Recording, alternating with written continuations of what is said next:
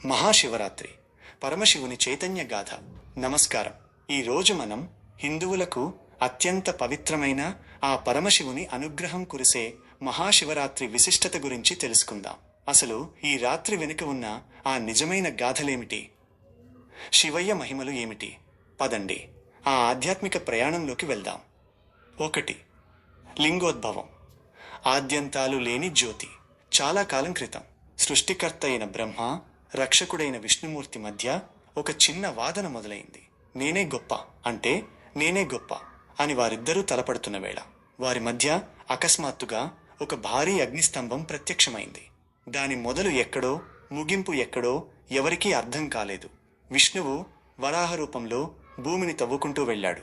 బ్రహ్మహంస రూపంలో ఆకాశంలోకి ఎగిరి వెళ్ళాడు. కానీ ఎంత వెతికినా ఆ వెలుగుకి అంతం దొరకలేదు. అప్పుడు అర్థమైంది, అది సాక్షాత్తు ఆ పరమశివుని రూపమని. ఆ అగ్నిస్తంభం నుండే శివయ్య ప్రత్యక్షమయ్యాడు. ఆ అద్భుత ఘట్టమే లింగోద్భవం. ఆ రోజే మహాశివరాత్రి. 2.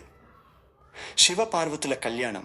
శివరాత్రి అంటే కేవలం తపస్సు మాత్రమే కాదు, అదొక పవిత్ర బంధం ఏర్పడిన రోజు. అచంచలమైన భక్తితో పార్వతీదేవి ఘోర తపస్సు చేసి ఆ భోళాశంకరుణ్ణి మెప్పించింది. చివరకు ఈరోజే శివపార్వతుల వివాహం ఘనంగా జరిగింది.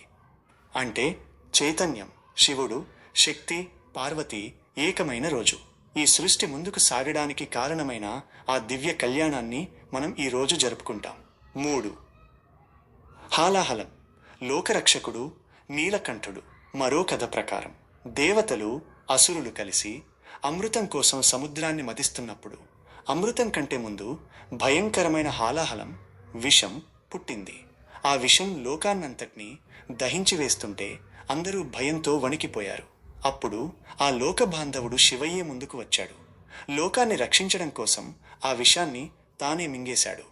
కానీ పార్వతీదేవి ఆ విషం కడుపులోకి వెళ్లకుండా శివుని గొంతు వద్దే ఆపేసింది. దీంతో ఆయన గొంతు నీలం రంగులోకి మారిపోయింది. అందుకే ఆయన నీలకంఠుడయ్యాడు. ఆ ప్రమాదం నుండి శివయ్యను రక్షించేందుకు దేవతలంతా ఆ రాత్రి నిద్రపోకుండా భజనలు చేస్తూ మేల్కొన్నారు. అదే మన జాగరణ వెనుక ఉన్న ఆంతర్యం. ముగింపు. ఎందుకు ఈ జాగారం? మహాశివరాత్రి అంటే కేవలం నిద్రపోకుండా ఉండటం కాదు, మనలోని అజ్ఞానమనే చీకటిని తొలగించి జ్ఞానమనే వెలుగును నింపుకోవడం. యోగశాస్త్రం ప్రకారం ఈ రాత్రి భూమి యొక్క ఉత్తరార్ధ గోళంలో శక్తి ప్రవాహం చాలా ఎక్కువగా ఉంటుంది. అందుకే వెన్నెముక నిటారుగా ఉంచి శివనామస్మరణ చేస్తూ మేల్కొంటే అది మనలో అద్భుతమైన మార్పును తెస్తుంది. ఓం నమః శివాయ.